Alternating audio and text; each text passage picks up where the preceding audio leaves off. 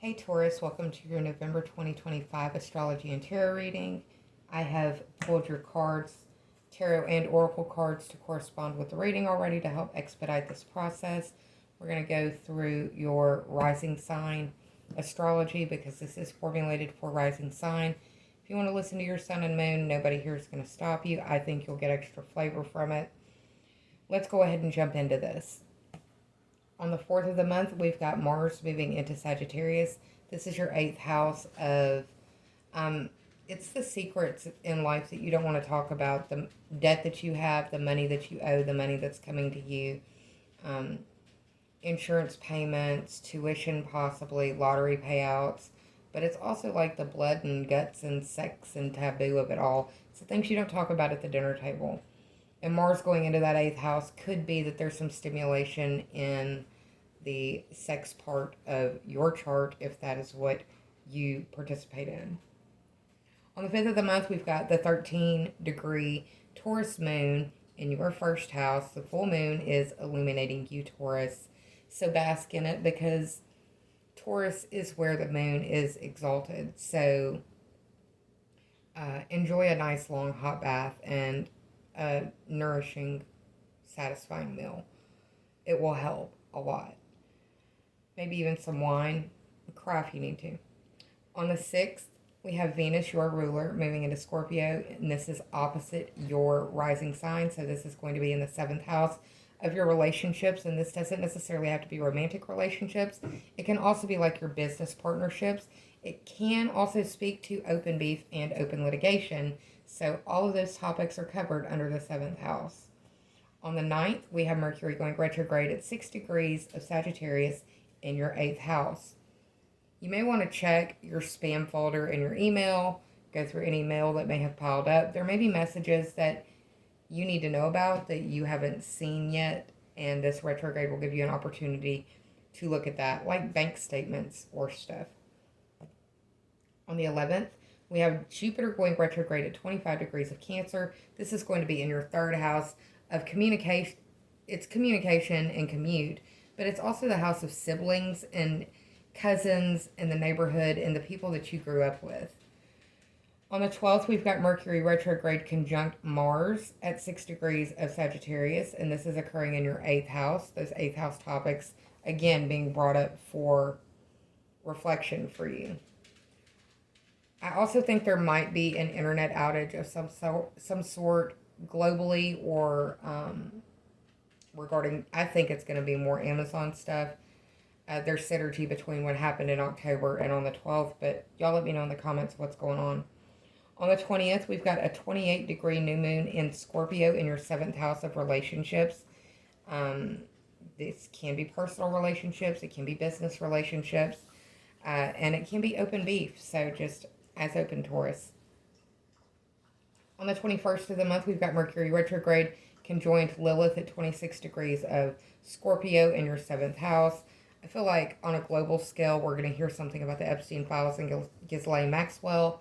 But aside from that, this happening in your 7th house indicates that you may be hearing some tea about something going on with the relationships in your inner circle. On the 22nd, we've got the sun moving into Sagittarius. This is your 8th house. The sun is a spotlight. It moves every month. It's changing focus on where we need to look more. And right now, the universe is saying you need to look more at that 8th house. On the 25th of the month, we've got Mercury retrograde conjoined Venus at 22 degrees of Scorpio.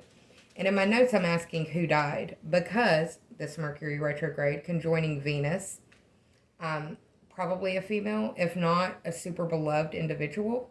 At 22 degrees Scorpio, 22 degrees in degree theory is a kill or be killed degree. And in the sign of Scorpio, I mean, come on, y'all. Let me know what's going on in the comments so I know what's happening because I'm very interested and invested. This is again occurring in your 7th house. So the tea may be hot. I hope it's not about you. The full moon is in your sign, so maybe it is about you. What's going on? On the 29th of the month, we've got Mercury going direct at 20 degrees of Scorpio. This is in your 7th house. Mercury will not clear its shadow until the 17th of December.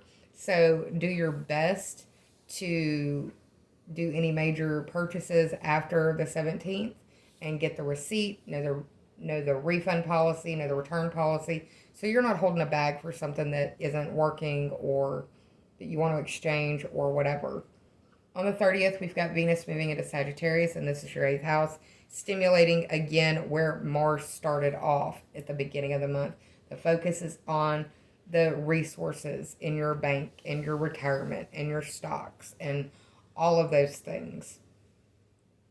To the cards, the first card I pulled for you is the Page of Wands, speaking to some of that 7th and 8th house energy that would be going on for maybe some of you single Taurus people out there.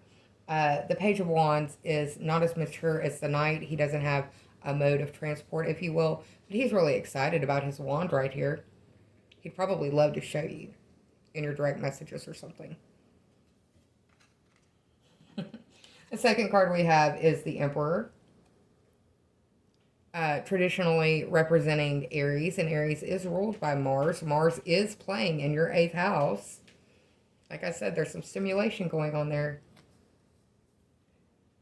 It could be that you are also dealing with someone who has fire sign energy because of the Wands and the Emperor. That would be Aries, Leo, or Sagittarius.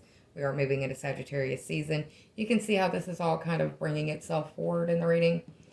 The third card that we have for you is the Six of Pentacles, and this is a card of charity, and it reminds you that when you have excess resources, it is one's duty to help those around them. Because there will come a time when you need the charity of people around you. That is the way that humanity works. And at the bottom of the deck, we have the Four of Swords. Now, don't freak out. This could be illness. It could be saying that you just really need to rest or take a time of retreat.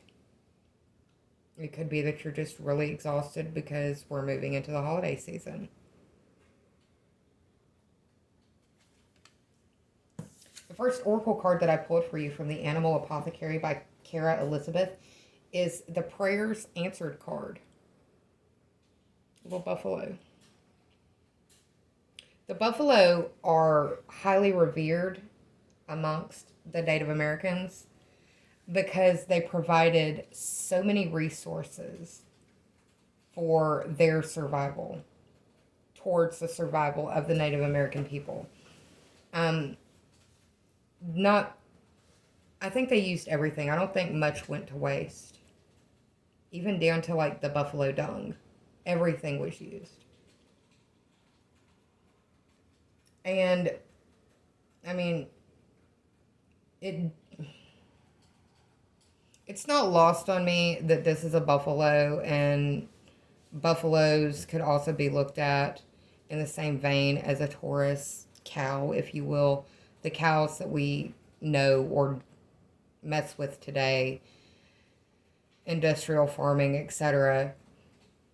There's a full moon behind this little buffalo guy. There's a heart above him with a little bee in the center. You have probably been praying about something that has been very close to your heart. Maybe about resources, giving everything that's going on tangentially to America, but also globally. I'm praying that your prayers were answered in this regard. The Buffalo card also is a reminder that now is a time of faith and works. It's time to take action after asking the universe to provide. And it's a reminder that you should try to act like your petitions to heaven have already been answered. The second card that I pulled for you, and this is from the Psychic Tarot Oracle card deck. This is Solitude. And she looks like she is pulled back and retreating in prayer, possibly over some Holy Scripture or meaningful words. The Solitude card is a reminder that the conservation of your energy and your vital life force is required right now. You are expending it in too many places, and that's why you feel tired, exhausted, in need of an Airbnb staycation, if you will. I'm not saying do that, Taurus, but you get what I'm saying. The answers that you seek are going to find you in that quiet moment of solitude, meditation, or prayer. And if a teacher appears, be willing to learn from their mistakes, or at least listen to the story that they're trying to share with you. The third and final card that I have for you, Taurus, is Heaven Sent. This is the 33rd card from the Sacred Rebels Oracle deck from Elena Fairchild. And the Heaven Sent card is asking that you trust in the things that you feel and say to others without knowing the why behind it, because you could be being divinely guided to be what needs to be said in that moment.